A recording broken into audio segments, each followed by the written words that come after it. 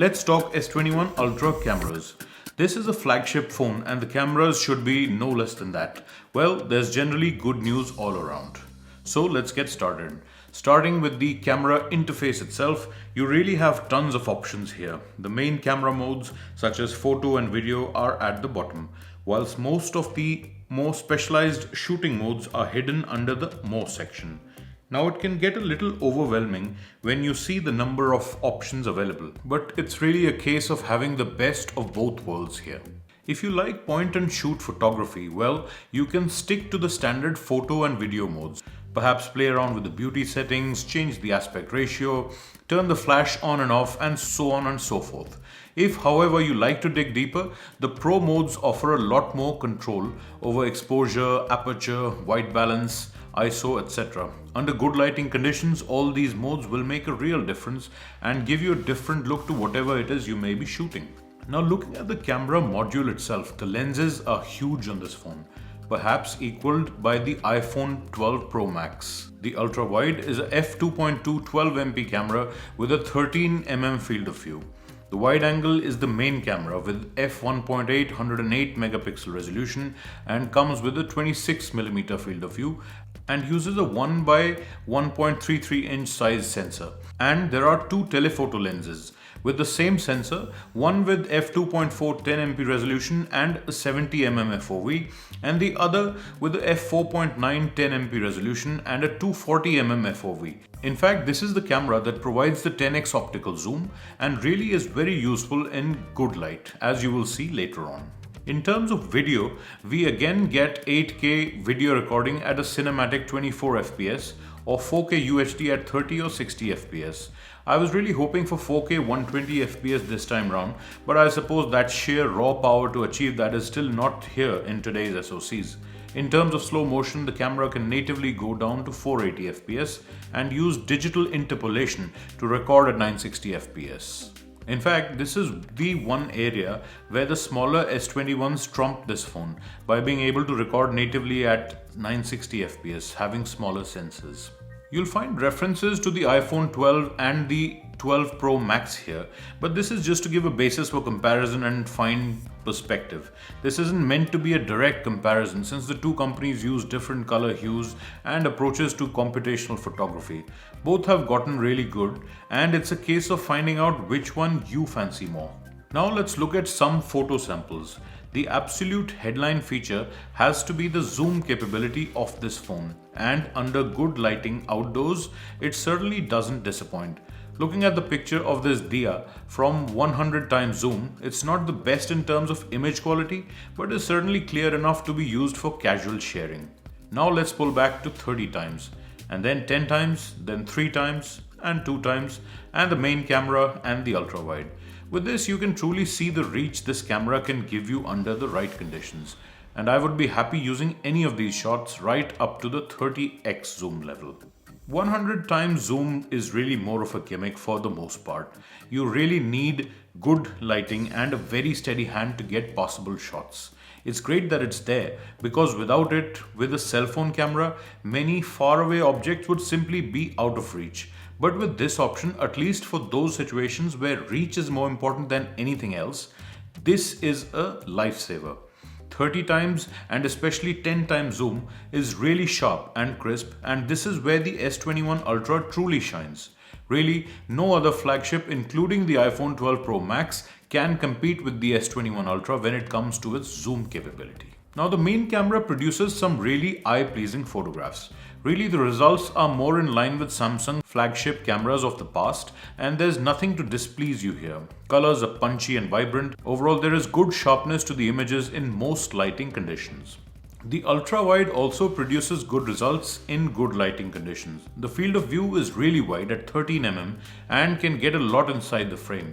The best part is that since it now comes with autofocus, you can use it for macro photography.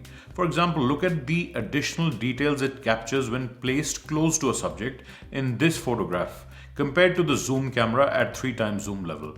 This makes this camera really versatile and overall makes the S21 Ultra a really versatile camera phone. Now let's look at portraits. In general, once again, the portrait photos are eye-pleasing. But compare it side by side with the iPhone 12 Pro Max and you can see some of the differences. First of all, the iPhone 12 Pro Max photo is more zoomed in. It's also better at separating the background and with the bokeh or blur. Third, if you pixel peep, the iPhone 12 Pro Max photo has a lot more detail. It's all relative at the end of the day, but once the lighting is less than perfect, you can see the smaller pixels from the 108 megapixel sensor starting to struggle.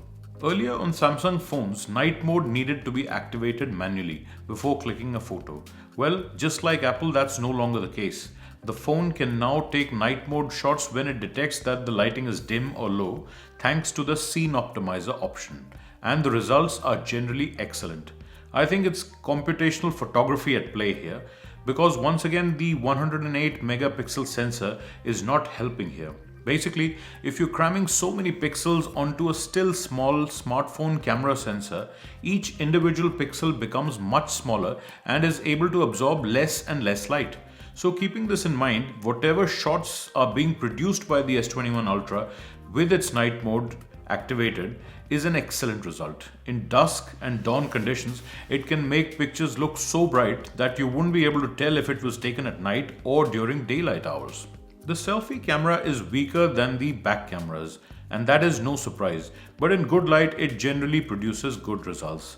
Softening and beautifying are now options instead of the default setting, so you can choose how sharp or soft you like your images. In terms of video, for the main back camera 8K 24fps is the limit, and the phone is stretched in every way when shooting this. There is very little scope for low light video, and the stabilization is also nearly non-existent when walking.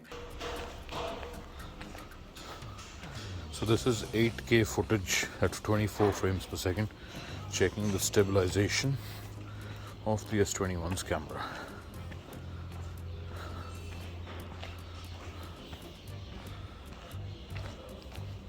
In fact, you will be better served by using this mode only for cinematic shots, just as it was intended. 4K 60 and 30 video fares much better. Stabilization is okay and low light video is still usable, especially in 30 fps mode. Okay, now Ultra HD 4K 60 frames per second.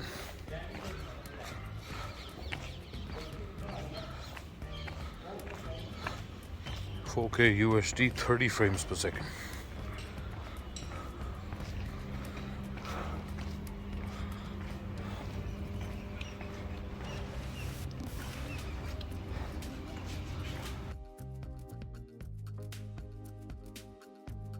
Selfie video is also fine for the most part, but in low light the picture quickly breaks up and there is lots of pixelation visible. Ultra HD video being recorded by the iPhone as well as the iPhone 12 as well as the S21 Ultra. The iPhones, even the base iPhone 12, perform slightly better at this. Ultra HD video being recorded by the iPhone as well as the iPhone 12 as well as the S21 Ultra. Quick note here on the editing capabilities of the S21 Ultra. Both Android and iOS offer excellent apps for this purpose, but the stock Samsung Photos app also offers the usual raft of adjustments, filters and trimming options to keep you satisfied. For the casual user or even someone who likes to tweak what they shoot, there's plenty to keep you occupied here and the results can be quite eye-pleasing. Really, smartphone cameras have their limits. They cannot replace big sensor DSLR or mirrorless cameras for low light photography. They also cannot match up to a big long lens for reach.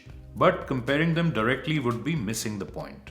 With the S21 Ultra, you get a very capable phone with a very versatile camera system. It shines under many conditions and, like Samsung flagships before it, produces photographs that need little to none in terms of editing before sharing to social media. And that is exactly what most people are looking for. It just happens that Samsung, like always, doesn't leave you short of options when it comes to pro modes or eking out that extra bit of performance or refinement from the S21 Ultra's camera system. So there you have it. If you care about photography and are considering the S21 line of phones, well, the Ultra should be on the top of your list. It's a truly remarkable camera system in a phone and will capture great memories for you from various perspectives that was previously perhaps not possible with a smartphone camera.